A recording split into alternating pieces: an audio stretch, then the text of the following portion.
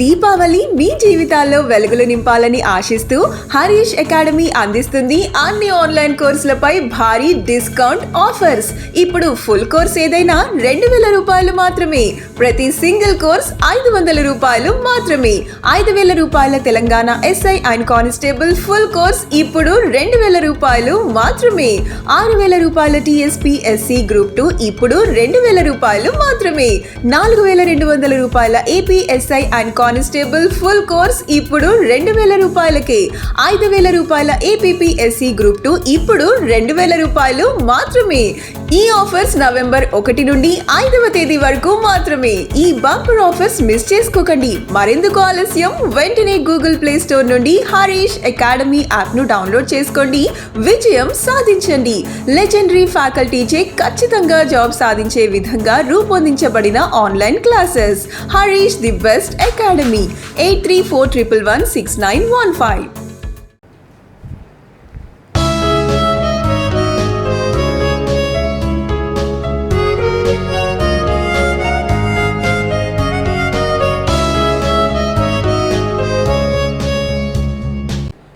Hi friends, welcome to Harish academy. ఈరోజు వార్తలు నిలిచిన జాతీయ, అంతర్జాతీయ, రాష్ట్రీయ అంశాల గురించి, వార్తలు నిలిచిన వ్యక్తులు, అవార్డులు, పుస్తకాలు, మరి క్రీడా సంబంధిత సమాచారం, ఒక్కొక్క అంశాన్ని వివరంగా తెలుసుకుందాం. ఈరోజు ఫస్ట్ టాపిక్ వచ్చేసి దేశంలోనే మొట్టమొదటి అనే అంశంతో మహారాష్ట్ర రాష్ట్రం ప్రత్యేకంగా వార్తలు నిలిచింది. మహారాష్ట్ర దేశంలోనే మొట్టమొదటి రాష్ట్రం అంటున్నాను. దేనికి సంబంధించి అంటే వైల్డ్ లైఫ్ యాక్షన్ ప్లాన్ ని విడుదల చేసిన దేశంలోనే మొట్టమొదటి రాష్ట్రం ఏది అని కమింగ్ కాంపిటేటివ్ ఎగ్జామ్స్ లో అడిగితే గనక ఆన్సర్ ఈజ్ మహారాష్ట్ర. ఎక్స్క్లూజివ్ గా వన్యప్రాణులకి సంబంధించి రాష్ట్రంలోని వన్యప్రాణుల సంరక్షణ చర్యల్లో భాగంగా ఒక యాక్షన్ ప్లాన్ ని సిద్ధం చేసింది మహారాష్ట్ర ప్రభుత్వము. సో రానున్న 10 సంవత్సరాల పాటు 2021 సంవత్సరం అంటే ఈ సంవత్సరం నుండి కమింగ్ 2030 2030 సంవత్సరం వరకు అంటే ఈ 10 సంవత్సరాలు కూడా రాష్ట్రంలోని వన్యప్రాణులందరినీ కూడా సంరక్షించడానికి ప్రత్యేక కార్యాచరణ సిద్ధం చేసి దేశంలోనే వన్యప్రాణుల కోసం ఎక్స్క్లూజివ్ గా ఒక యాక్షన్ ప్లాన్ ని సిద్ధం చేసిన మొట్టమొదటి రాష్ట్రంగా మహారాష్ట్ర వార్తలించింది. మరి ఈ యాక్షన్ ప్లాన్ లో ఈ 10 ఇయర్స్ ఎలాంటి చర్యలు తీసుకోబోతోంది రాష్ట్ర ప్రభుత్వం అంటే ముఖ్యంగా రాష్ట్రంలో ఫారెస్ట్ ప్రాంతాలు కానివ్వండి, అంటే అటవీ ప్రాంతాల్లో కానివ్వండి, లేదంటే కోస్టల్ ఎకో సిస్టంలో కానివ్వండి, అంటే తీర ప్రాంతాల్లో కానివ్వండి, ఎందుకంటే మహారాష్ట్రకి తీర ప్రాంతం ఉంటుంది. మహారాష్ట్ర సముద్ర సరిహద్దుతో ఉన్న రాష్ట్రం. At the same time marine eco system కి సంబంధించి కానివ్వండి, సో అలా రాష్ట్రంలోని ప్రతి ఒక్క ప్రాంతంలో కూడా నివసించే వన్యప్రాణులను సంరక్షించడమే ధ్యేయంగా ఒక ప్రత్యేక కార్యాచరణ సిద్ధం చేస్తూ మహారాష్ట్ర ప్రభుత్వం వార్తలు ఇచ్చింది. ఇటీవల మహారాష్ట్ర తరచూ దేశంలోనే మొట్టమొదటి అనే అంశంతో వార్తలు ఇస్తుంది.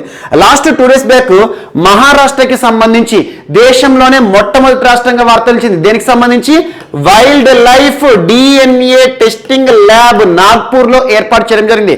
ఒక రాష్ట్ర ప్రభుత్వం wild life DNA testing lab ని ఏర్పాటు చేయడం దేశంలోనే మొట్టమొదటిసారి.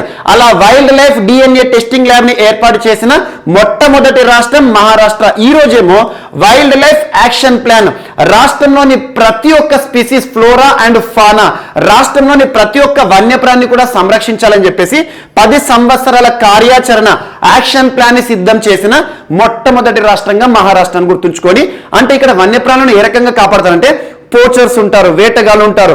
సో వేటగాళ్ళ నుండి ప్రాణులన్నింటిని కూడా కాపాడాలి. ఎట్ ద సేమ్ టైం వన్యప్రాణులు నివసించే ప్రాంతాలు ఏవైతే ఉంటాయో మరింత సంరక్షణ చర్యలు తీసుకోవడము. ఎట్ ద సేమ్ టైం వన్యప్రాణులకి సంబంధించి ఆ ప్రాంతాలు ఏవైతే ఉంటాయో తీర ప్రాంతాలు Animal and man Animal conflict మొత్తాన్ని కూడా నిరోధించాలి. ఇలాంటి అంశాల విషయంలో ఈ కార్యాచరణ మొత్తం కూడా కేంద్రీకృతమైంది. జస్ట్ గుర్తుంచుకోండి, వైల్డ్ లైఫ్ అంటే వన్యప్రాణుల సంరక్షణ చర్యల్లో భాగంగా ఎక్స్క్లూజివ్ గా ఒక యాక్షన్ ప్లాన్ ని సిద్ధం చేసిన దేశంలోనే మొట్టమొదటి రాష్ట్రం అంటే మహారాష్ట్రాన్ని గుర్తుంచుకోండి. మరి ఇక్కడ వైల్డ్ లైఫ్ అనే పదం వార్తలు ఇచ్చింది కాబట్టి దేశంలో ఒక చట్టం ఉంది, దేశవ్యాప్తంగా అమలవుతున్న చట్టం వైల్డ్ లైఫ్ ప్రొటెక్షన్ యాక్ట్ అనగానే 1972 గుర్తుకు రావాలి. భారతదేశంలో వన్యప్రాణి సంరక్షణ చట్టం 1972, ఈ చట్టాన్ని గుర్తుంచుకోండి. ఎట్ ద సేమ్ టైం ఇటీవల కాలంలో మహారాష్ట్ర తరచూ వైల్డ్ లైఫ్ కి సంబంధించి సంరక్షణ చర్యలతో వార్తలు ఇస్తుంది. లాస్ట్ 2 days బ్యాక్ ఏమో wild life DNA testing laboratory, at the same time ఈ రోజేమో వైల్డ్ లైఫ్ యాక్షన్ ప్లాన్ అనే అంశాన్ని గుర్తుంచుకోండి. కమింగ్ 10 years లో వన్యప్రాణులన్నింటినీ కూడా సంరక్షించడంలో ధ్యేయంగా ఈ యాక్షన్ ప్లాన్, ఈ కార్యాచరణ వార్తలు నిలిచింది. అండ్ నెక్స్ట్ ఈరోజు మరొక అంశం. సో పబ్లిక్ అఫైర్స్ సెంటర్ ఈరోజు వార్తలు ఇచ్చింది. పబ్లిక్ అఫైర్స్ సెంటర్ అంటున్నాను. పబ్లిక్ అఫైర్స్ సెంటర్ అనేది బెంగళూరు కేంద్రంగా పనిచేస్తున్న ఒక సంస్థ. బెంగళూరు కేంద్రంగా ముఖ్యంగా గవర్నెన్స్ కి సంబంధించి, పరిపాలనకి సంబంధించి పరిశోధనలు చేసే సంస్థ అని గుర్తుంచుకోండి. సో గవర్నెన్స్, సో ప్రభుత్వం ఏ రకంగా ప్రజలను పరిపాలిస్తుంది, ఇలాంటి అంశాలను తీసుకొని సూచనలను విడుదల చేస్తుంది. ఈ రోజు పబ్లిక్ అఫైర్స్ సెంటర్ బెంగళూరు కేంద్రంగా, కర్ణాటక రాష్ట్రంలోని బెంగళూరు కేంద్రంగా పనిచేస్తున్న పబ్లిక్ అఫైర్స్ సెంటర్ వారు పబ్లిక్ అఫైర్స్ ఇండెక్స్ ని విడుదల చేస్తూ వార్తలు ఇచ్చారు. అంటే ఒక సూచిని విడుదల చేశారు. ఈ సూచి దేనిపైన ఆధారపడింది? గవర్నెన్స్, ప్రభుత్వాల యొక్క పనితీరు ఏ రకంగా ఉంది అనే అంశాలను తీసుకొని ఒక సూచి దేశంలోని రాష్ట్రాలకు ర్యాంకింగ్ ఇవ్వడం జరిగింది. ఇక్కడ కేరళ, తమిళనాడు అండ్ తెలంగాణ 3 కూడా టాప్ ప్లేస్ లో నిలిచాయి పెద్ద రాష్ట్రాల కేటగిరీ. సో పెద్ద రాష్ట్రాల కేటగిరీ అంటే జనాభా పరంగా పెద్ద రాష్ట్రాలు ఏవైతే ఉంటాయో ఆయా ప్రభుత్వాలు ఏ రకంగా ప్రజలను పరిపాలిస్తున్నాయి, ఇలాంటి అంశాలను తీసుకొని ర్యాంకింగ్స్ ఇచ్చారు. టాప్ లో నిలిచిన రాష్ట్రాలు ఏంటి? పెద్ద రాష్ట్రాల కేటగిరీలో ఇటీవల పబ్లిక్ అఫైర్స్ ఇండెక్స్ లో అనగానే కేరళ, తమిళనాడు, తెలంగాణ. అండ్ చిన్న రాష్ట్రాల కేటగిరీ కనుక వస్తే సిక్కిం, గోవా, మిజోరాం. సిక్కిం, గోవా, మిజోరాం. సిక్కిం, గోవా, మిజోరాం చిన్న రాష్ట్రాల కేటగిరీలో టాప్ 3గా నిలిచాయి. అంటే పెద్ద రాష్ట్రాల కేటగిరీలో టాప్ 3 అంటేనేమో కేఎల్ అంటే కేరళ, తమిళనాడు, మనకు తెలంగాణ. అండ్ చిన్న రాష్ట్రాల కేటగిరీ విషయానికి వస్తే సిక్కిం, గోవా, మిజోరాం అని గుర్తుంచుకోండి. అండ్ కేంద్ర పాలిత ప్రాంతాల్లో పరిపాలన ఏ రకంగా ఉందని చెప్పేసి కేంద్ర పాలిత ప్రాంతాలను ఆధారంగా చేసుకొని వాటిని పరిగణలోకి తీసుకొని ర్యాంకింగ్ విడుదల చేశారు. అందులో Puducherry and Jammu Kashmir top place లో నిలిచాయి. సో ఇవి గుర్తుంచుకోండి. ఈచ్ అండ్ ఎవ్రీ కేటగిరీ అంటే 3 భాగాల్లో ర్యాంకింగ్స్ ఇచ్చారు. So top top top. So ఇక్కడ పెద్ద రాష్ట్రాల కేటగిరీ అంటేనేమో కేరళ, తమిళనాడు, తెలంగాణ. అండ్ చిన్న రాష్ట్రాల కేటగిరీ జనాభా పరంగా పరిపాలన విషయంలో సిక్కిం, గోవా, మిజోరాం. కేంద్ర పాలిత ప్రాంతాల విషయానికి వస్తే పుదుచ్చేరి అండ్ జమ్మూ కాశ్మీర్. ఇక్కడ ప్రభుత్వం అనేది అద్భుతంగా పనిచేస్తుంది అని చెప్పేసి పబ్లిక్ అఫైర్స్ సెంటర్ వారు విడుదల చేసిన ఒక సూచి. ఈ సూచికి సంబంధించి ఇంతకు మించి పోటీ పరీక్షలు ఏ ప్రశ్న అడగారు, జస్ట్ అడుగుతారు. ఇటీవల వార్తలు ఇచ్చిన పబ్లిక్ అఫైర్స్ గవర్నెన్స్ కి సంబంధించిన సూచీలో టాప్ ర్యాంక్ లో నిలిచిన రాష్ట్రాలు ఏంటి? పెద్ద రాష్ట్రాల కేటగిరీ, చిన్న రాష్ట్రాల కేటగిరీ అండ్ యూటీస్ కి సంబంధించిన కేటగిరీ అలా అడుగుతారు. అండ్ ఇటీవల కాలంలో చాలా వరకు మనం చూస్తున్నాం చాండ్లర్ గుడ్ గవర్నెన్స్ ఇండెక్స్. ఇవి ప్రపంచవ్యాప్తంగా అంతర్జాతీయ సూచి. చాండ్లర్ గుడ్ గవర్నమెంట్ ఇండెక్స్ లో భారతదేశం 49th ప్లేస్ లో వార్తలు ఇచ్చింది. అండ్ ఇటీవల కాలంలో సూచి అనే పదంతో ఏ టాపిక్స్ అయితే మనం డిస్కస్ చేసామో, ఏ సూచిలో భారతదేశం ఏ ర్యాంక్ తో వార్తలు ఇచ్చిందో వాటిపైన ప్రత్యేక శ్రద్ధ చూపండి. ఎగ్జాంపుల్, ఇటీవల హెన్లీ పాస్పోర్ట్ ఇండెక్స్ లో భారతదేశం యొక్క స్థానం 90th ర్యాంక్. అండ్ ఇటీవల ఆహార భద్రతా సూచిలో భారతదేశం యొక్క స్థానము 71. అండ్ ఆకలి సూచి గ్లోబల్ హంగర్ ఇండెక్స్ లో భారతదేశం యొక్క స్థానం 101. అండ్ దాతృత్వానికి సంబంధించి గ్లోబల్ గివింగ్ ఇండెక్స్ లో భారతదేశం యొక్క స్థానం 14. నవకల్పనల సూచిలో భారతదేశం యొక్క స్థానం 46th. At the same time inclusive internet index లో ఇటీవల భారతదేశం 49th పొజిషన్ లో వార్తలు ఇచ్చింది. And global press freedom index కానివ్వండి 142. ఇలాంటివి ఏవైతే ఉంటాయో ఇటీవల కాలంలో మనం చర్చించుకున్న రెకాయ్ ఇండెక్స్ రెన్యూవబుల్ ఎనర్జీకి సంబంధించి భారతదేశం యొక్క స్థానం 3rd పొజిషన్. అండ్ ఇటీవల కాలంలో క్లైమేట్ చేంజ్ రిస్క్ ఇండెక్స్ లో భారతదేశం యొక్క స్థానం 7th పొజిషన్. ఇలాంటి సూచీలు ఏవైతే ఇటీవల కాలంలో మనం డిస్కస్ చేసామో వాటి గురించి ప్రత్యేకంగా చూడండి. ఖచ్చితంగా కాంపిటేటివ్ ఎగ్జామ్స్ లో ఈ సూచీలకు సంబంధించి ఏదో ఒక ప్రశ్న అడుగుతారు. ఇక్కడ మాత్రం గవర్నెన్స్ కి సంబంధించి ఒక సూచి పబ్లిక్ అఫైర్స్ సెంటర్ వారు బెంగళూరు కేంద్రంగా పనిచేస్తున్న ఈ సెంటర్ వారు ఒక ఇండెక్స్ విడుదల చేశారు. ఈ 3 కేటగిరీస్ లో టాప్ స్టేట్స్ ని గుర్తుంచుకోండి సరిపోతుంది. అండ్ నెక్స్ట్ ఈరోజు మరొక అంశము ఓపీవి సార్థక్ వార్తలు నిలిచింది. ఓపీవి సార్థక్ అంటున్నాను. ఓపీవి అంటే of sure patrolling vessel, patrolling అంటే నిఘా అన్నట్టు. ఆఫ్ షోర్ ప్యాట్రోల్ వెసల్ అంటే ఒక నౌక, ఒక గస్తీ నౌక. మన భారతదేశానికి 3 వైపులా కూడా సముద్ర సరిహద్దు ఉంది. సో తీర ప్రాంత రాష్ట్రాలు ఎన్ని మనకు 9 ఉంటాయి. సో అలా ఈ సముద్ర ప్రాంతం ఏదైతే ఉంటుందో, ఈ ఇంటర్నేషనల్ బౌండరీ ఏదైతే ఉంటుందో మనకి సముద్ర సరిహద్దు, ఈ ప్రాంతం ఆఫ్ షోర్ వద్ద గస్తీ అనేది ఇంపార్టెంట్. అలాంటి ప్రాంతంలో పెట్రోలింగ్ చేసే ఒక నౌక, ఒక యుద్ధ నౌకను గుర్తుంచుకొని ఒక కొత్త యుద్ధ నౌక సార్థక్ అనేది వార్త నిలిచింది. ఓపీవి సార్థక్. నిన్నటి రోజున ఇండియన్ నేవీలో దీన్ని కమిషన్ చేయడం జరిగింది. అంటే ఇండియన్ నేవీలో దీని యొక్క సేవలు ప్రారంభమయ్యాయి. ఎక్కడ ఇండియన్ నేవీలో ప్రవేశించింది అంటే గోవా. అండ్ ఇక్కడ గోవా చెప్తున్నాను కాబట్టి ఈ సార్థక్ ఓపీవి లేదా Indian coast guard ship, ICGS అన్న okay, Indian coast guard ship లేదా offshore patrol vessel Sarthak ని ఎవరు తయారు చేశారు, ఏ సంస్థ తయారు చేసిందంటే Goa shipyard limited. Goa shipyard limited వారు తయారు చేసిన సార్థక్ ఓపీవి నిన్నటి నుండి సేవలు ప్రారంభించింది ఇండియన్ నేవీలో. దీని యొక్క మెజర్మెంట్స్ కనుక చూస్తే దీని యొక్క డైమెన్షన్ ఎట్లుంటుందంటే ఆల్మోస్ట్ దీని యొక్క పొడవు వచ్చేసి 109 మీటర్లు, 109 మీటర్ల పొడవైన OPV Sarthak almost 2400 turns capacity ఉంటుంది. దీని యొక్క డీజిల్ ఇంజన్ కెపాసిటీ ఎంత ఉంటుందంటే 9100 టన్స్. సో ఇవన్నీ అవసరం లేదు మనకు. జస్ట్ ఓపీవి ఏదైతే ఉంటుందో సార్థక్ పేరు గుర్తుంచుకోండి. ఇటీవల వార్తలు ఇచ్చిన of sure petrol vessel OPV Sarthak ఎవరు తయారు చేశారంటే Goa shipyard limited. So దీన్ని ఎక్కడ కమిషన్ చేశారు ఇండియన్ నేవీలో అంటే గోవాలో అని గుర్తుంచుకోండి. ఎందుకంటే గోవాలో తయారు చేశారు, గోవాలో నిన్నటి నుండి సేవలు ప్రారంభించడం జరిగింది. అండ్ ఇటీవల కాలంలో వార్తలు ఇచ్చిన ఐఎన్ఎస్ సజగ్ కానివ్వండి, సందాయక్ కానివ్వండి, ఇలాంటివి ఏవైతే ఉంటాయో కొన్నేమో మనము కమిషన్ చేయబడుతూ వార్తలు ఇచ్చాయి, కొన్నేమో డీకమిషన్ దాని యొక్క సేవలకు వీడ్కోలు పలుకుతూ వార్తలు ఇచ్చాయి. అలాంటి అంశాలపైన ప్రతిష్టత చూపండి. అండ్ నెక్స్ట్ ఈరోజు మరొక అంశము. సో ఓజోన్ పొరకి చిల్లు అనే అంశం మరొకసారి వార్తలు ఇచ్చింది. ఓజోన్ పొర మనం చిన్నప్పుడు చూస్తూ ఉంటాం. సో పర్యావరణం కనుక దెబ్బతినింది అనుకోండి, వాతావరణం మొత్తం కూడా దెబ్బతినింది అనుకోండి, ఓజోన్ పొరకు చిల్లు పడుతుంది అంటాం. సో అలాంటి ఓజోన్ పొరకి సంబంధించి ప్రతి ఇయర్ కూడా ఓజోన్ పొరకి చిల్లు పడుతూనే ఉంటుంది. కారణం ఏంటి?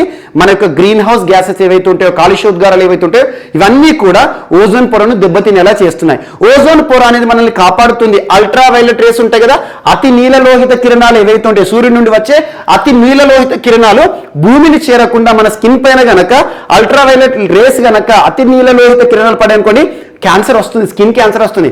అలాంటివి భూమికి చేరకుండా కాపాడేదే మనకు ఈ O3 అంటే ఓజోన్ పొర అనేది. సో అలాంటి ఓజోన్ పొరకి ప్రస్తుతం అతి పెద్ద చిల్లు పడిందంట, అతి పెద్ద హోల్ పడిందంట. దాని యొక్క ఈ హోల్ యొక్క డైమెన్షన్ కనుక చూస్తే ఎంత పెద్ద ఉంటుందంటే భూమికి, మన ఎర్త్ కి ఆల్మోస్ట్ ఇండియాకి ఆల్మోస్ట్ 8 రెట్లు పెద్దగా ఉంటుందంట. అంటే భారతదేశానికి 8 రెట్ల పెద్ద సైజులో ఉండే ఒక పెద్ద చిల్లు పడింది దీనికి మనకి ఓజోన్ పొరకు అని చెప్పేసి నాసా శాస్త్రవేత్తలు ఒక ప్రకటన చేశారు. నేషనల్ ఓషియానిక్ అడ్మినిస్ట్రేషన్ వారు, NASA and national oceanic application administration, actual గా నాసాని గుర్తుంచుకొని అమెరికాకి సంబంధించిన అంతరిక్ష ప్రయోగాలు కానివ్వండి, అంతరిక్ష పరిశోధనలు చేసే నాసా ఏం ప్రకటించిందంటే మనకి సదర్న్ హెమిస్ఫియర్ ఏదైతే ఉంటుందో, దక్షిణార్ధ గోళం ఏదైతే ఉంటుందో ఆ దక్షిణార్ధ గోళంలో ఉండే అతి శీతల పరిస్థితులే ఈ ఓజోన్ పొరలో పడిన చిల్లు ఏదైతే ఉంటుందో అతి పెద్ద సైజుకి రావడానికి కారణం అని చెప్పేసి ఓజోన్ పొరను కాపాడాలి. ఎందుకంటే మనకు గ్రీన్ హౌస్ గ్యాసెస్ ఏవైతే ఉంటాయో, కాలుష్య ఉద్గారాలు కానివ్వండి, and at the same time మనము చాలా వరకు కూడా చూస్తూ ఉంటాం. ఎగ్జాంపుల్ మనకు హైడ్రోఫ్లోరో కార్బన్స్ కానివ్వండి, ఇలాంటివి వీటన్నిటి కూడా తగ్గించాలి. అండ్ ఏరోజాల్స్ కానివ్వండి, ఇలాంటివన్నీ కూడా తగ్గిస్తే మనకు ఓజోన్ పొరను కూడా కాపాడిన వారం అవుతాం. ఓజోన్ పొర అనేది ఒక లేయర్ గా ఉంటుంది, ఒక బ్యారియర్ గా ఉంటుంది.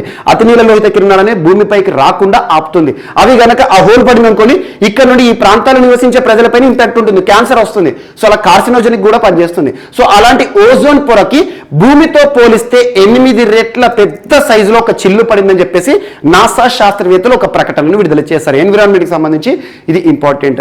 అండ్ దీని యొక్క పొడవు ఏ రకంగా ఉంటుంది, అసలు ఈ హోల్ సైజ్ ఎంత ఉంటుందంటే 2.8 కోట్ల చదరపు కిలోమీటర్ల పెద్ద సైజులో ఒక బొక్క పడిందని చెప్పేసి ఇక్కడ మనకు నాసా శాస్త్రవేత్తలు చెప్పడం జరిగింది. అండ్ నెక్స్ట్ ఈరోజు మరొక అంశం. సో చైనా ఇటీవల సైన్స్ అండ్ టెక్నాలజీకి సంబంధించి తరచూ ఏదో ఒక శాటిలైట్ ప్రయోగంతో వార్తలు ఇస్తుంది. ఈరోజు జిలిన్ 01 గాఫెన్ 2F అనే ఒక శాటిలైట్ వార్తలు ఇచ్చింది. ఈ శాటిలైట్ పేరు గుర్తుంచుకోండి, జిలిన్ అని గుర్తుంచుకోండి సరిపోతుంది. జిలిన్ గఫెన్ శాటిలైట్. దీని యొక్క ప్రత్యేకత ఏంటంటే optical remote sensing satellite. Optical remote sensing satellite అంటున్నాను. రిమోట్ సెన్సింగ్ అంటే ఏంటంటే మనకు ఎర్త్ పైన ఉండే కొన్ని ప్రదేశాలు ఏవైతే ఉంటాయో, ప్రాంతాలు ఏవైతే ఉంటాయో వాటిని ఇమేజ్ని తీస్తున్నాడు. ఫోటోలు ఫుల్ క్లారిటీతో, హెచ్డి క్లారిటీలో ఇమేజ్ తీసే ఒక శాటిలైట్ అన్నట్టు. అంటే ఎర్త్ పైన ఒక సర్విలియన్స్, ఒక ప్రత్యేకమైన ఫోటోలు చిత్రీకరించే ఒక శాటిలైట్.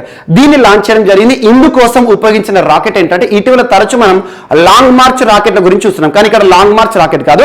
ఆ రాకెట్ ఏంటంటే, ఈ క్యారియర్ రాకెట్ పేరు ఏంటంటే కువాయిజు. సో కువాయిజు ఈ పేరు గుర్తుంచుకోండి. కువాయిజు రాకెట్ ఇటీవల వార్తలు ఇచ్చింది. కువాయిజు 1A రాకెట్ ఇటీవల వార్తలు ఇచ్చింది. ఏ దేశానికి సంబంధించి అంటే చైనాకి సంబంధించి. సో చైనా సక్సెస్ఫుల్లీ లాంచ్డ్ ఎ శాటిలైట్. శాటిలైట్ పేరేంటి?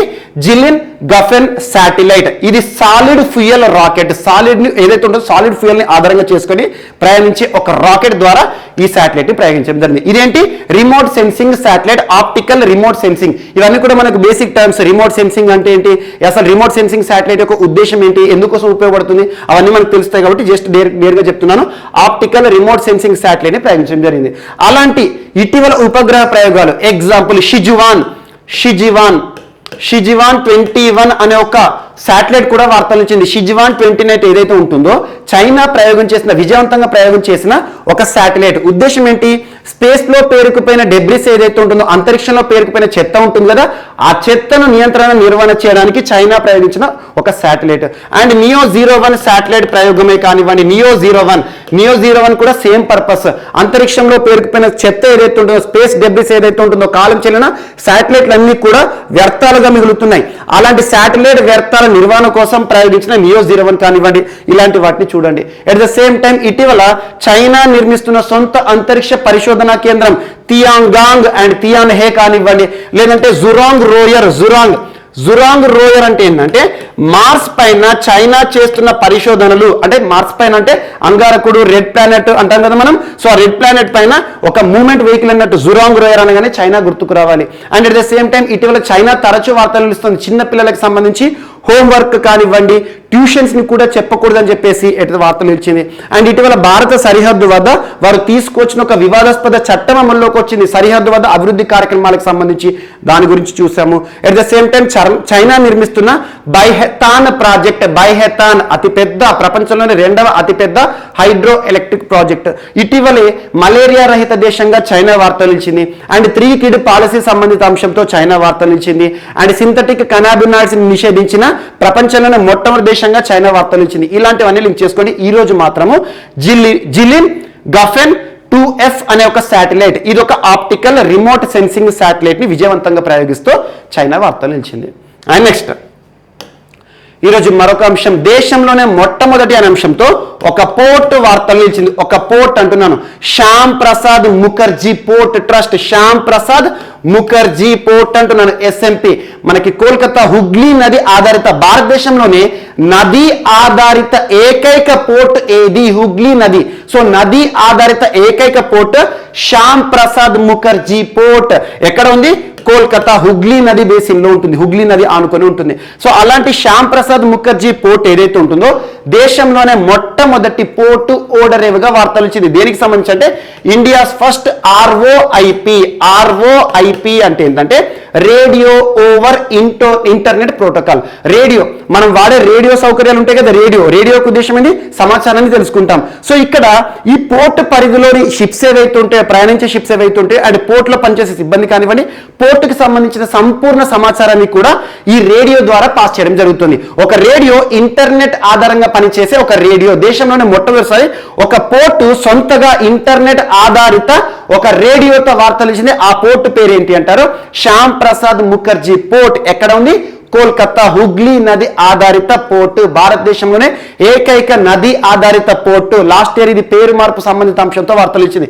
India's first ROIP radio over internet protocol system ని ప్రారంభిస్తూ వార్తలో నిలిచిన పోర్ట్ అనగానే SMP పోర్ట్ అని గుర్తుంచుకోండి. శ్యామ్ ప్రసాద్ ముఖర్జీ పోర్ట్ లేదా పోర్ట్ ట్రస్ట్. సో ఇక్కడ ఉండే సిబ్బంది ఎవరైతే ఉంటారో వారికి కానివ్వండి, అక్కడ ఉండే షిప్స్ ఏవైతే ఉంటాయో వాటికి సమాచారం అనేది రేడియో ద్వారా పాస్ చేయడానికి ఇది ఉపయోగపడుతుందని చెప్పేసి పోర్ట్ సిబ్బంది చెప్పడం జరిగింది, పోర్ట్ యాజమాన్యం.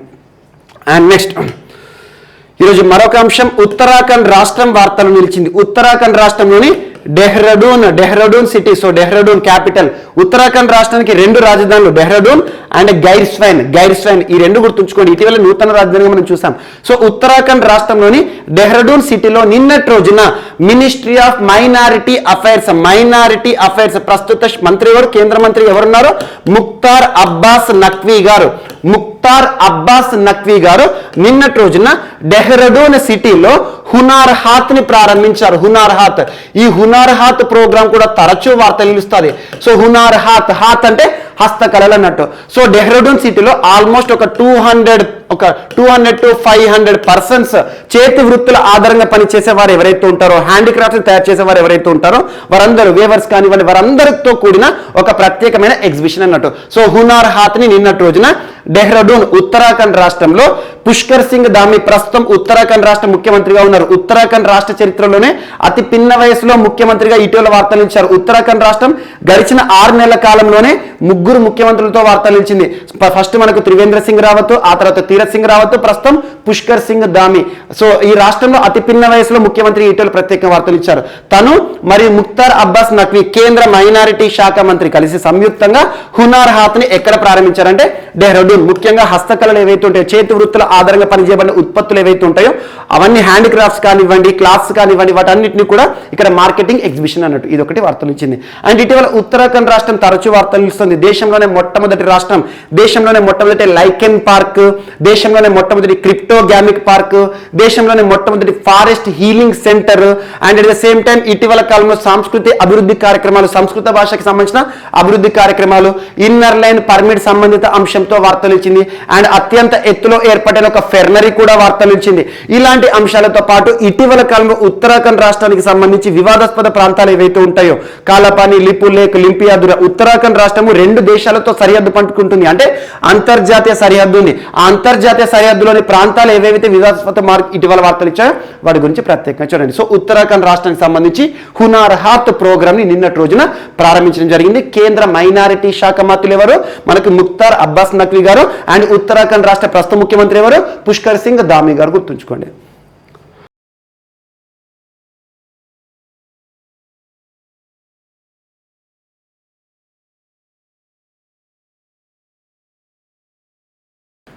సో ఈరోజు మన నెక్స్ట్ టాపిక్ వచ్చేసి దివ్యాంగులకి సంబంధించి ఆల్రెడీ ఎగ్జిస్టింగ్ ప్రోగ్రామ్ మరొకసారి వార్తలు నిలిచింది. సో దివ్యాంగులు, పర్సన్స్ విత్ డిజేబిలిటీకి సంబంధించి ఒక ప్రోగ్రామ్ ఆల్రెడీ దేశంలో అమలవుతున్న కార్యక్రమం. ఆ ప్రోగ్రామ్ పేరు ఏంటంటే సామాజిక్ అధికారిత శివిర్. ఇటీవల వార్తలు నిలిచిన సామాజిక అధికారిత శివిర్ అనే ప్రోగ్రాం ఎవరికి సంబంధించిందంటే దివ్యాంగులు, పర్సన్స్ విత్ డిజేబిలిటీ అని గుర్తుంచుకోండి. సో దివ్యాంగులకు సంబంధించి కేంద్ర ప్రభుత్వం ప్రారంభించిన ఈ ప్రోగ్రాం పంజాబ్ రాష్ట్రంలో అమలవుతూ వార్తలు ఇచ్చింది. సో పంజాబ్ రాష్ట్రంలో ఈ ప్రోగ్రాంలో భాగంగా, యాక్చువల్గా ఈ ప్రోగ్రాం యొక్క ఉద్దేశం ఏంటంటే దివ్యాంగులకు సంబంధించి వారికి కావాల్సిన అసిస్టెన్స్ ఇవ్వడం. అంటే వారికి కావాల్సిన ఎగ్జాంపుల్, దివ్యాంగులు ఎవరైతే ఉంటారో, నడవలేని వారు ఎవరైతే ఉంటారో వారికి కావాల్సిన వీల్ చైర్స్ కానివ్వండి, అలా దివ్యాంగులకు సంబంధించిన ప్రత్యేకమైన అసిస్టెన్స్ ప్రోగ్రామే సామాజిక్ అధికారిత శివిర్. ఇక్కడ దివ్యాంగులు అనే అంశం వార్తలు ఇచ్చింది కాబట్టి దివ్యాంగులకు సంబంధించి కన్సర్న్ మినిస్ట్రీ ఏంటి, ministry of social justice and empowerment. So కేంద్ర ప్రభుత్వంలో ఏ మంత్రిత్వ శాఖ ఆధ్వర్యంలో దివ్యాంగుల సంరక్షణ అనే విషయం ఉంటుంది అంటే కేంద్ర సామాజిక న్యాయ సాధికారత మంత్రిత్వ శాఖ. ప్రస్తుతం కన్సర్న్ మినిస్టర్ ఎవరు, వీరేంద్ర కుమార్ గారు. సో ఈ మంత్రిత్వ శాఖ ఆధ్వర్యంలోని ఒక program, central government program Samajik Adhikarita Shivir program లో భాగంగా నిన్నటి రోజున పంజాబ్ రాష్ట్రంలో అసిస్టెన్స్, దివ్యాంగులకు సంబంధించి ప్రత్యేక సౌకర్యాలు, వారికి కావాల్సిన నెసెసిటీస్ ఏవైతే ఉంటాయో అవన్నీ కూడా డిస్ట్రిబ్యూట్ చేయడం జరిగింది. ఇక్కడ దివ్యాంగులు అనే అంశం వార్తలు ఇచ్చింది కాబట్టి రాజ్యాంగంలోని ఒక ప్రకటన గుర్తుంచుకోండి. రాజ్యాంగంలో ఒక ఆర్టికల్ 41 అనగానే ఏ పార్ట్ గుర్తుకు రావాలి, పార్ట్ 4 గుర్తుకు రావాలి. పార్ట్ 4 అనగానే directive principles of state policy. Directive principles of state policy అంటే ఏంటి, ఆదేశిక సూత్రాలు. ఆదేశిక సూత్రాలు అంటే ప్రభుత్వాలకు ఇచ్చే ఆదేశాలు. These are the directives that are given to the government of the day. ఆదేశిక సూత్రాల్లో ఆర్టికల్ 41 అనేది సంరక్షణకి సంబంధించి. ఎవరి సంరక్షణ, దివ్యాంగులు, వృద్ధులు, నిరుద్యోగులు. ఆర్టికల్ 41 కి సంబంధించి కన్సర్న్ మినిస్ట్రీ అనుకోవచ్చు, ministry of social justice and empowerment. ఈ మంత్రిత్వ శాఖ ఆధ్వర్యంలో ఇప్పటికే దేశవ్యాప్తంగా ప్రారంభమైన సామాజిక అధికారిత శిబిర్ ప్రోగ్రామ్ యొక్క ఉద్దేశం ఏంటంటే అసిస్టెన్స్ టు డిజేబుల్డ్ అన్నట్టు, అంటే వారికి కావలసిన సౌకర్యాలను కల్పించడం అన్నట్టు, వారికి కావాల్సిన మినిమం అమ్యూనిటీస్ ఏవైతే ఉంటే వాటన్నిటి కూడా ఇవ్వడం అన్నట్టు. ఆ ప్రోగ్రామ్ నిన్నటి పంజాబ్ రాష్ట్రంలో ప్రారంభించడం జరిగింది. సో మినిస్ట్రీ అని గుర్తుంచుకోండి, సరిపోతుంది. సో దివ్యాంగులకు సంబంధించి ఇప్పటికే దేశవ్యాప్తంగా అమలవుతున్న ఒక చట్టం కూడా గుర్తుంచుకోండి. అదేంటంటే పర్సన్స్ విత్ డిజేబిలిటీ, అంటే దివ్యాంగులు, persons with disability equal opportunities, protection of rights and full participation act 1995 గుర్తుంచుకోండి. పర్సన్స్ విత్ డిజేబిలిటీ అంటే దివ్యాంగులు, సమాన అవకాశాలు, హక్కుల పరిరక్షణ, సంపూర్ణ భాగస్వామ్య చట్టం 1990లో వచ్చింది. నూతన చట్టం 2016 నుండి అమలవుతుంది. సో ఈ రెండు చట్టాలు గుర్తుంచుకోండి. సో దివ్యాంగులకు సంబంధించి కాదు, భారతదేశంలో ప్రత్యేక వర్గానికి సంబంధించి ఏ టాపిక్ వార్తలు ఇచ్చినా వాటికి సంబంధించిన చట్టాలను కానివ్వండి, రాజ్యాంగ ప్రకటనలు కానివ్వండి, లింక్ చేసి చదవండి, సులభంగా గుర్తుంటుంది. ఎగ్జామినేషన్ పాయింట్ ఆఫ్ వ్యూలో ఒక టాపిక్ వార్తలు ఇచ్చిందంటే దానికి లింక్గా కాన్స్టిట్యూషన్ కానివ్వండి, చట్టాల గురించి కూడా అడిగే అవకాశం ఉంటుంది. అండ్ నెక్స్ట్ ఈరోజు మరొక అంశం. సో ఛత్తీస్గఢ్ రాష్ట్రానికి సంబంధించి సో బాంబే స్టాక్ ఎక్స్చేంజ్ మరియు ఛత్తీస్గఢ్ రాష్ట్ర ప్రభుత్వం మధ్య కుదిరిన ఒప్పందం వార్తలు ఇచ్చింది. సో ఛత్తీస్గఢ్ రాష్ట్రం ఇటీవల తరచు వార్తలు ఇస్తుంది. ప్రస్తుతం ఛత్తీస్గఢ్ రాష్ట్రంలో ప్రభుత్వం ఎవరున్నారు? కాంగ్రెస్ అధికారంలో ఉంది. భూపేష్ బఘేల్ గారు ఇటీవల దేశంలోనే అత్యుత్తమ ముఖ్యమంత్రిగా వార్తలు ఇచ్చారు. ఐఏఎన్ఎస్ సి ఓటర్ సర్వేలో దేశంలోనే అద్భుత పనితీరు ముఖ్యమంత్రి అని చెప్పేసి. సో అలాంటి ఛత్తీస్గఢ్ రాష్ట్ర ప్రభుత్వంతో బాంబే స్టాక్ ఎక్స్చేంజ్ అంటే షేర్ మార్కెట్ కి సంబంధించి ఒక సంస్థ ఒప్పందం కుదుర్చుకుంది. So Bombay stock exchange Chhattisgarh రాష్ట్ర ప్రభుత్వం యొక్క ఒప్పందం ఏంటంటే BSE Bombay stock exchange Chhattisgarh రాష్ట్రంలో ఎస్ఎంఈలు ఉంటాయి కదా, స్మాల్ అండ్ మీడియం ఎంటర్ప్రైజెస్ ఏవైతే ఉంటాయో స్మాల్ అండ్ మీడియం ఎంటర్ప్రైజెస్ కి అవగాహన కల్పిస్తుంది బాంబే స్టాక్ ఎక్స్చేంజ్. సో పరిశ్రమలు కానివ్వండి, ఏవైతే కార్పొరేట్ సంస్థలు ఉంటాయో వాటిని స్టాక్ మార్కెట్ లో లిస్టింగ్ కి సంబంధించి ఎలాంటి ప్రమాణాలు పాటించాలి, స్టాక్ మార్కెట్ లేదా షేర్ మార్కెట్ లో లిస్టింగ్ అయితే ఎలాంటి అడ్వాంటేజెస్ ఉంటాయి, ఇలాంటి అంశాల విషయంలో ఛత్తీస్గఢ్ రాష్ట్రంలోని సో చిన్న మధ్య తరహా పరిశ్రమలకి అవగాహన కల్పించడానికి బాంబే స్టాక్ ఎక్స్చేంజ్ తో ఛత్తీస్గఢ్ రాష్ట్ర ప్రభుత్వం కుదుర్చుకున్న ఒప్పందం వార్తలు ఇచ్చిందని గుర్తుంచుకోండి, సరిపోతుంది. ఇటీవల ఛత్తీస్గఢ్ రాష్ట్రానికి సంబంధించి ప్రస్తుతం ఆ రాష్ట్రంలో ఆవు పేడకు విపరీతమైన డిమాండ్ ఉంది. ఆవు పేడకు విపరీతమైన డిమాండ్ ఎందుకంటే రాష్ట్ర ప్రభుత్వం ప్రారంభించిన గోదాన్ న్యాయ యోజన, గోదాన్ న్యాయ యోజన ఏ రాష్ట్రంలో అమలవుతుందంటే ఛత్తీస్గఢ్ రాష్ట్రము. అండ్ ఇక్కడ రాజీవ్ గాంధీ కిసాన్ న్యాయ యోజన ప్రోగ్రామ్ కి సంబంధించి ఇటీవల తరచూ మనం ఏదో ఒక అంశాన్ని చూస్తున్నాం. అండ్ ఛత్తీస్గఢ్ రాష్ట్రంలో ఇటీవల భారతదేశంలో ఏర్పాటైన 53వ టైగర్ రిజర్వ్, భారతదేశంలో 53 పులుల సంరక్షణ కేంద్రాలు ఉన్నాయి. అలా 53వ టైగర్ రిజర్వ్ ఏ రాష్ట్రంలో ఉంది? ఛత్తీస్గఢ్ రాష్ట్రంలో గుర్ గాస్దాస్ టైగర్ రిజర్వ్. ఇలాంటి అంశాలు లింక్ చేసుకోండి. అండ్ ఛత్తీస్గఢ్ రాష్ట్రానికి సంబంధించి రాష్ట్ర జంతువు అధికారికంగా గుర్తించబడిన వైల్డ్ బఫెల్లో కూడా ఇటీవల తరచూ వార్తలు నిలిచింది. అలాంటి అంశాలు లింక్ చేస్తూ చూడండి. అండ్ నెక్స్ట్ ఈరోజు రాష్ట్రీయ అంశాల్లో భాగంగా ఆంధ్రప్రదేశ్ రాష్ట్ర ప్రభుత్వానికి కేంద్ర ప్రభుత్వం ఇచ్చిన గ్రీన్ సిగ్నల్ వార్తలు ఇచ్చింది, అంటే అనుమతులు వార్తలు ఇచ్చాయి. ఆంధ్రప్రదేశ్ రాష్ట్ర ప్రభుత్వం ప్రతిష్టాత్మకంగా వైఎస్ఆర్ కడప డిస్టిక్ ఉంటుంది కదా, సో కడప జిల్లాలో ఏర్పాటు చేయాలనుకొని భావిస్తున్న స్టీల్ ప్లాంట్ కి కేంద్ర ప్రభుత్వం అనుమతులు జారీ చేసింది. కేంద్ర ప్రభుత్వానికి సంబంధించి environment ministry, so ministry of environment forest climate change, ప్రస్తుతం భూపేంద్ర యాదవ్ గారు ఉన్నారు. Ministry of environment forest climate change, కేంద్ర పర్యావరణ అటవీ వాతావరణ మార్పు శాఖ మంత్రిత్వ శాఖ ఏదైతే ఉంటుందో ఆంధ్రప్రదేశ్ రాష్ట్రంలో రాష్ట్ర ప్రభుత్వం కడప జిల్లాలో ఏర్పాటు చేయనున్న దాదాపు 3595 చదరపు మీటర్ల విస్తీర్ణంలో ఏర్పాటు చేయబోతున్న ఒక స్టీల్ ప్లాంట్, ఆ స్టీల్ ప్లాంట్ కి పర్యావరణ అనుమతులను జారీ చేసింది. ఈ స్టీల్ ప్లాంట్ ద్వారా స్టీల్ ని ఉత్పత్తి చేయాలని చెప్పేసి రాష్ట్ర ప్రభుత్వం భావిస్తోంది. ఎట్ ద సేమ్ టైం ఈ స్టీల్ ప్లాంట్ ఏదైతే ఉంటుందో దీని ద్వారా ఉపాధి అవకాశాలు మెరుగే అవకాశం ఉంటుంది. At the same time steel plant ఏర్పాటు చేయడం ద్వారా రాష్ట్ర వ్యాప్తంగా కూడా పెట్టుబడులు కూడా పెరిగే అవకాశం ఉందని చెప్పేసి రాష్ట్ర ప్రభుత్వం భావిస్తోంది. ఇది ఒకటి ఇంపార్టెంట్. జస్ట్ ఆంధ్రప్రదేశ్ రాష్ట్రంలో స్టీల్ ప్లాంట్ ని ఏ సంస్థ ఏర్పాటు చేస్తుందంటే ఆంధ్రప్రదేశ్ హై స్టీల్ లిమిటెడ్ అని గుర్తుంచుకోండి. Andhra Pradesh high grade steel limited, Andhra Pradesh high grade steel limited అనే సంస్థ వైఎస్ఆర్ కడప జిల్లాలో ఏర్పాటు చేయనున్న ఒక స్టీల్ ప్లాంట్ కి కేంద్ర ప్రభుత్వం అనుమతులు జారీ చేస్తూ ఉత్తర్వులను విడుదల చేయడం జరిగింది. ఇది ఒకటి ఇంపార్టెంట్. అండ్ నెక్స్ట్ ఈరోజు వార్తల్లో వ్యక్తులు. సో ఈరోజు మన నెక్స్ట్ టాపిక్ వచ్చేసి వార్తల్లో వ్యక్తులు.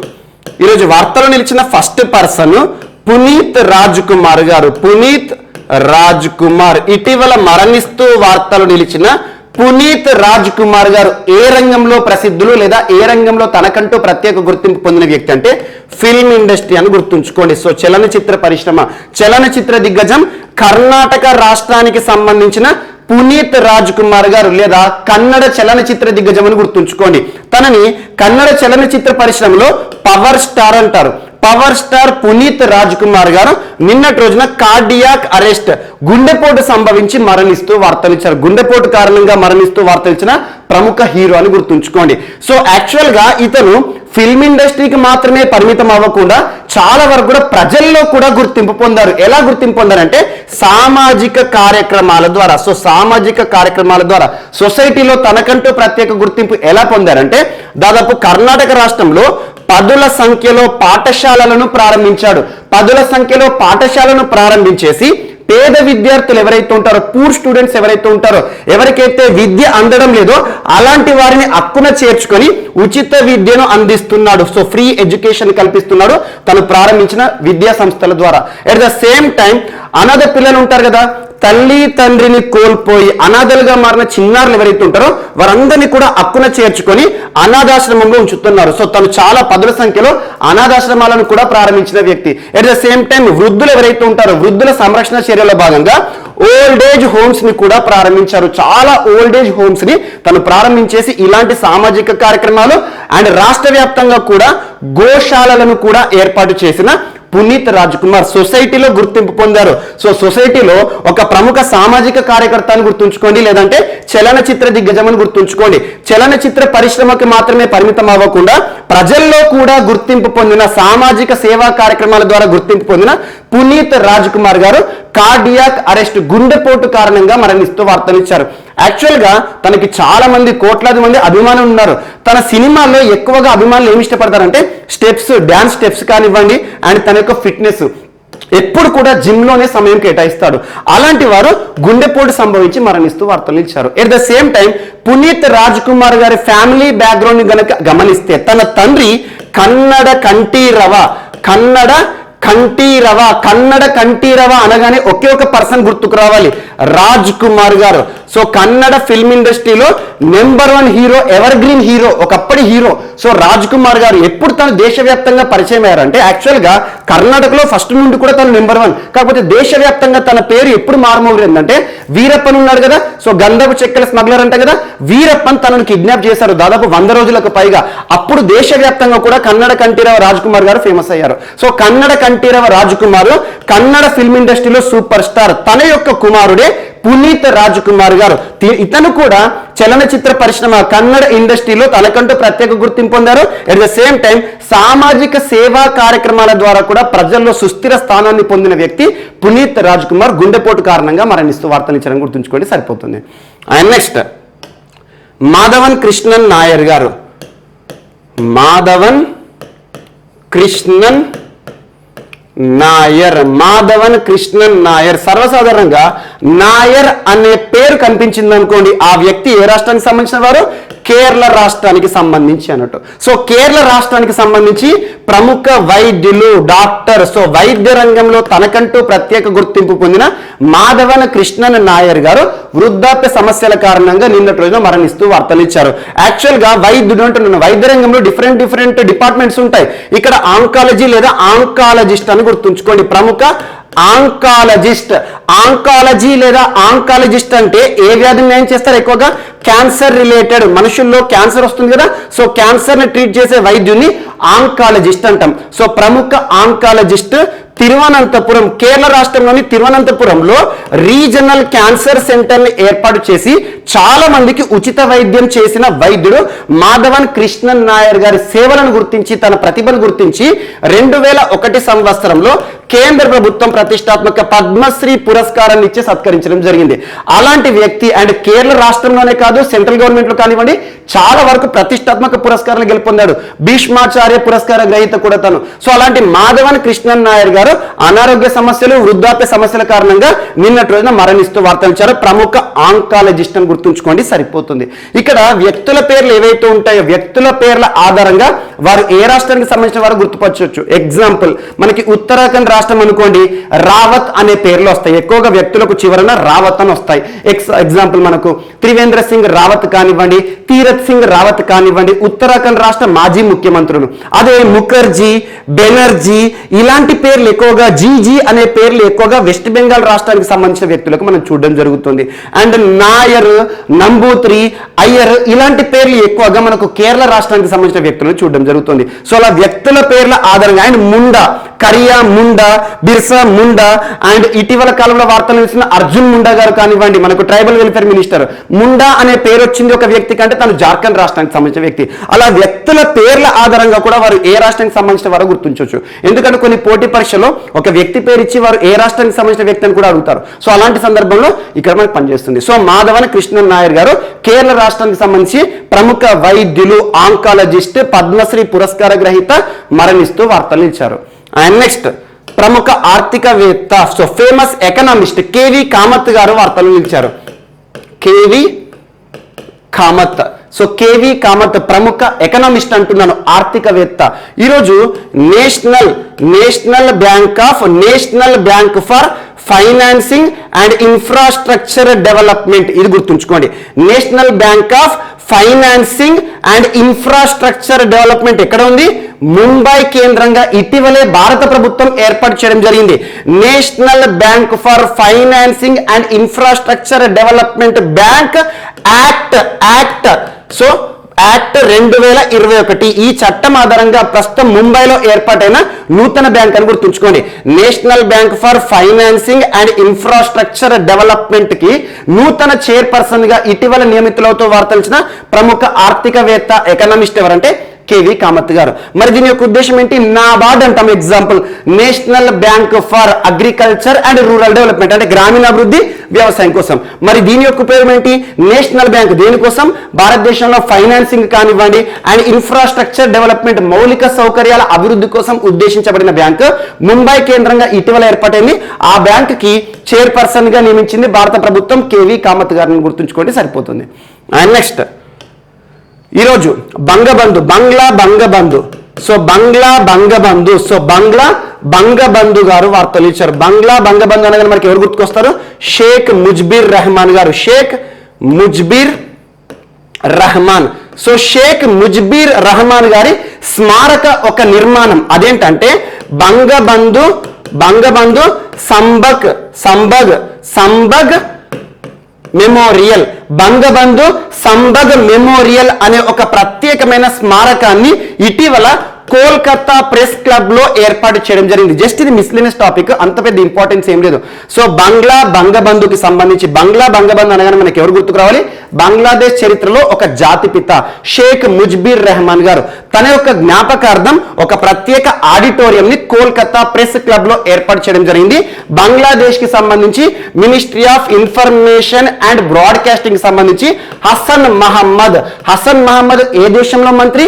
So ministry of information and broadcasting. So మనకి బంగ్లాదేశ్ దేశంలోని కేంద్ర మంత్రి ఇటీవల కోల్కతాలో. సో రెండు దేశాలకు సంబంధించి, బంగ్లాదేశ్ కి సంబంధించి మరియు భారత్ కి సంబంధించి చాలా మంచి సంబంధాలు ఉన్నాయి. అండ్ 1971 ఇయర్ అనేది రెండు దేశాల చరిత్రలో కూడా చాలా ఇంపార్టెంట్ ఇయర్. ఇటీవల మనం తరచూ చూస్తున్నాం 50 ఇయర్స్ సెలబ్రేషన్స్. ఒకటేమో బంగ్లాదేశ్ కి స్వాతంత్రం వచ్చి 50 సంవత్సరాలు. సెకండ్, ఇండియాకి సంబంధించి పాకిస్తాన్ పై విజయానికి 50 సంవత్సరాలు. అలాంటి 50 సంవత్సరాల జ్ఞాపకార్థంలో భాగంగా బంగబంధుకి సంబంధించి స్మారక నిర్మాణాన్ని ఇటీవల కోల్కతా ప్రెస్ క్లబ్ లో ఎవరు ప్రారంభించారంటే బంగ్లాదేశ్ కి సంబంధించి ministry of information and broadcasting కి సంబంధించిన ఒక పర్సన్ హసన్ మహమ్మద్ అని గుర్తుంచుకోండి, సరిపోతుంది. అండ్ షేక్ ముజ్బిర్ రెహమాన్ ఎవరైతే ఉంటారో బంగ్లా జాతిపిత. మన భారతదేశానికి జాతిపిత మహాత్మా గాంధీ గారు. ఎగ్జాంపుల్, పాకిస్తాన్ కి సంబంధించి మహమ్మద్ అలీ జిన్నా ఎలా ఉంటారో బంగ్లాదేశ్ చరిత్రలో ఎప్పటికీ గుర్తుంచుకోవాల్సిన వ్యక్తి ఇటీవల తరచూ వార్తలు ఇస్తున్నారు. అండ్ నెక్స్ట్ క్రీడలకు సంబంధించి ర్యాన్ డస్కాటే ర్యాన్ 10 డస్కాటే పర్సన్ పేరు గుర్తుంచుకోండి. ర్యాన్ 10 డస్కాటే అని గుర్తుంచుకున్నా సరే. సో ఇక్కడ నెదర్లాండ్స్ కి సంబంధించి దిగ్గజ ఆటగాడు. సో నెదర్లాండ్స్ అంటున్నాను, నెదర్లాండ్స్ అని పిలిచినా లేదంటే హాలాండ్ అని పిలిచినా డచ్ అని పిలిచినా ఒకటే. సో నెదర్లాండ్స్ కి సంబంధించి క్రికెట్ ఆటగాడు, క్రికెట్ దిగ్గజం ర్యాన్ 10 డస్కాటే. యాక్చువల్ గా అతను ఆల్రౌండర్ అండ్ ప్రపంచంలో గుర్తింపు పొందిన ఆటగాడు. ఇంటర్నేషనల్ మ్యాచ్ లో పక్కన పెడితే ఐపీఎల్ ద్వారా కూడా చాలా వరకు గుర్తింపు పొందాడు. ఐపీఎల్ లో కోల్కతా నైట్ రైడర్స్ కి చాలా విజయాలను అందించిన ఆటగాడు. అలాంటి ర్యాన్ 10 డస్కాటే ప్రస్తుతం 41 ఇయర్స్ ఆఫ్ ఏజ్. సో ఇటీవల తను క్రికెట్ కి రిటైర్మెంట్ ప్రకటిస్తూ వార్తలు ఇచ్చారు. తన కెరీర్ లో టెస్ట్ మ్యాచ్లు కానివ్వండి 50కి పైచిలకు టెస్ట్ మ్యాచ్ల్లో ఆడాడు. అట్ ద సేమ్ టైం 30కి పైగా వన్డే మ్యాచ్లు, 20కి పైగా T20 ఇంటర్నేషనల్స్ లో ప్రదర్శన చేసిన అద్భుత ఆటగాడు, ఆల్రౌండర్, అటు బౌలర్ ఇటు batter. So bowling and batting కి సంబంధించి ర్యాన్ 10 డస్కాటే ఇటీవల క్రికెట్ కి వీడ్కోలు పలుకుతూ వార్తలు ఇచ్చారు. ఏ దేశానికి సంబంధించిన క్రికెట్ దిగ్గజం అంటే నెదర్లాండ్స్ అని గుర్తుంచుకోండి సరిపోతుంది. యాక్చువల్ గా తన చివరి మ్యాచ్ కూడా ఇటీవల క్వాలిఫైర్ మ్యాచ్ లో ఆడాడు. మనకి ప్రస్తుతం ఐసీసీ T20 వరల్డ్ కప్ ఉంది కదా, ఐసీసీ ఇంటర్నేషనల్ క్రికెట్ కౌన్సిల్ కి సంబంధించి T20 వరల్డ్ కప్ మనకి UAE ఒమన్ వేదికగా భారత్ ఆతిథ్యంలో జరుగుతుంది. అలాంటి T20 వరల్డ్ కప్ సంబంధించి క్వాలిఫైయింగ్ మ్యాచ్ లో నెదర్లాండ్స్ నమీబియా జట్టు పైన ఓడిపోవడం జరిగింది. అలా ఎలిమినేట్ అయింది, సూపర్ 12 లోకి రాలేకపోయింది. అదే తన యొక్క చివరి మ్యాచ్ అని గుర్తుంచుకోండి సరిపోతుంది. ర్యాన్ 10 డస్కాటే ఐపీఎల్ మ్యాచ్ల్లో కూడా మోస్ట్ డిమాండెడ్ బ్యాట్స్మెన్ ఇతను. సో ఈరోజు వీడ్కోలు సంబంధిత అంశంతో వార్తలు ఇచ్చారు. అండ్ నెక్స్ట్ ఈరోజు వార్తలు నిలిచిన ఒక పుస్తకం ఎయిమ్స్ మే జంగ్ లడ్తే హుయే. ఎయిమ్స్ మే జంగ్ లడ్తే హుయే పుస్తకం పేరు గుర్తుంచుకోండి. AIIMS all India institute of medical sciences అన్నట్టు. ఎయిమ్స్ మే జంగ్ లడ్తే హుయే అనే ఒక పుస్తకం ఇటీవల వార్తలు ఇచ్చింది. ఈ పుస్తకం యొక్క రచయిత ఎవరు అంటే రమేష్ పోఖ్రియాల్ నిశాంక్ గారు. రమేష్ పోఖ్రియాల్ నిశాంక్ గారు తన పేరు వినగానే చాలా సార్లు 100 సార్లు మనం చర్చించుకోవడం జరిగింది. ఆల్మోస్ట్ లాస్ట్ ఒక 4 months బ్యాక్ తరచూ వార్తలు ఇచ్చిన మినిస్ట్రీ మనకు నేషనల్ ఎడ్యుకేషన్, న్యూ ఎడ్యుకేషన్ ఉంది కదా, న్యూ ఎడ్యుకేషన్ పాలసీకి సంబంధించి కానివ్వండి చాలాసార్లు మనం డిస్కస్ చేశాము. తను పొందిన వాతాయన్ పురస్కారం కానివ్వండి, వాతాయన్ లైఫ్ టైం అచీవ్మెంట్ అప్పుడు చెప్పాను. సో రమేష్ పోఖ్రియాల్ నిశాంక్ ఉత్తరాఖండ్ రాష్ట్రానికి సంబంధించి భారత మాజీ మంత్రి, కేంద్ర మాజీ మంత్రి, విద్యాశాఖ మంత్రి. తను విద్యాశాఖ మంత్రిగా ఉన్నప్పుడు యాక్చువల్ గా అంతకుముందు హెచ్ఆర్డి మినిస్ట్రీ ఉండే, హ్యూమన్ రిసోర్సెస్ డెవలప్మెంట్ మినిస్ట్రీ. తను మంత్రిగా హెచ్ఆర్డి మినిస్టర్ గా ఉన్నప్పుడే ఈ మంత్రిత్వ శాఖ పేరు మనము ఎడ్యుకేషన్ మినిస్ట్రీగా చూడడం జరిగింది. ప్రస్తుతం ధర్మేంద్ర ప్రధాన్ గారు మంత్రిగా ఉన్నారు, కేంద్ర మంత్రిగా. సో అలా మాజీ కేంద్ర మంత్రి, మాజీ విద్యాశాఖ మంత్రి రమేష్ పోఖ్రియాల్ నిశాంక్ గారు రచించిన ఒక పుస్తకం. సో ఎయిమ్స్ మే జంగ్ లడ్తే హుయే అనే ఒక పుస్తకాన్ని నిన్నటి రోజున భారత ప్రధాని నరేంద్ర మోదీ గారికి ఇవ్వడం జరిగింది, ఫస్ట్ కాపీని. సో ఇది ఒకటి గుర్తుంచుకోండి సరిపోతుంది.